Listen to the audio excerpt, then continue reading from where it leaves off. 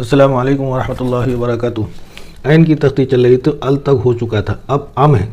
अम कैसे बनाना? ऐन बनाइए, फिर उसके बाद मीम बनाना है, ये अम।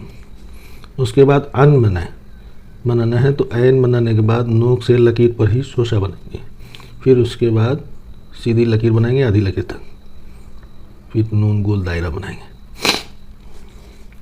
ओ ऐन बनाने के बाद वाव बनाएंगे, फिर उसके बाद ऐन हा लटकन हा बनाएंगे, ऐन बनाएंगे, फिर उसके बाद लटकन हा बनाने के बाद दो चश्मी हा बनाएंगे।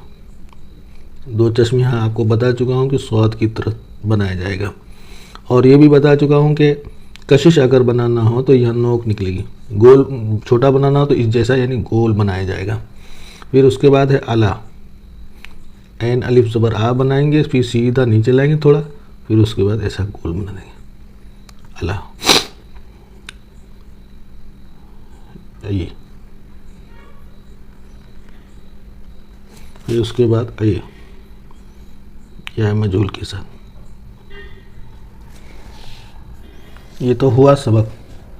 अब उर्दू का मश्क। हमारे नबी सल्लल्लाहु अलैहि वसल्लम को अल्लाह ने कुरान दिया, तो लिखना है हाँ हमारे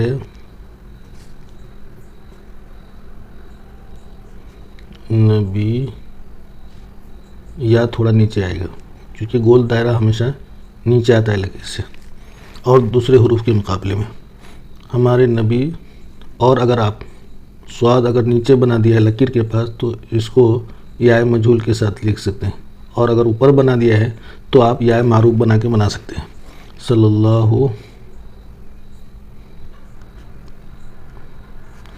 अलैहि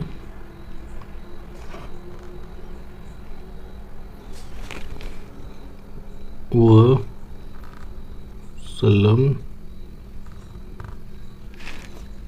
को अल्लाह ने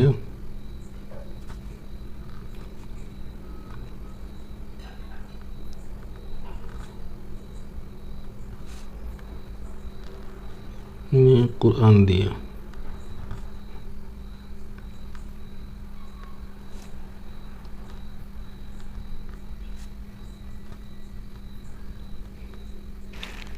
कुरान अल्लाह का कलाम है।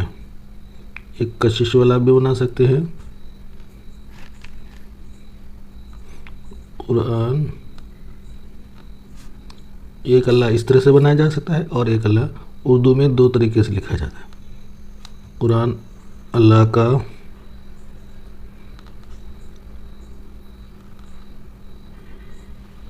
कलाम है, उसमें अच्छी बातों का बयान है, उसमें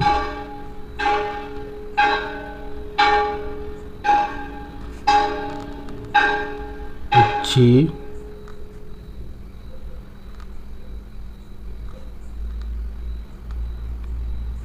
बातों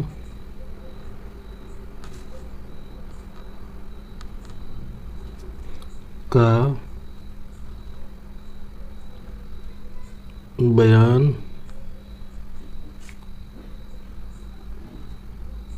है।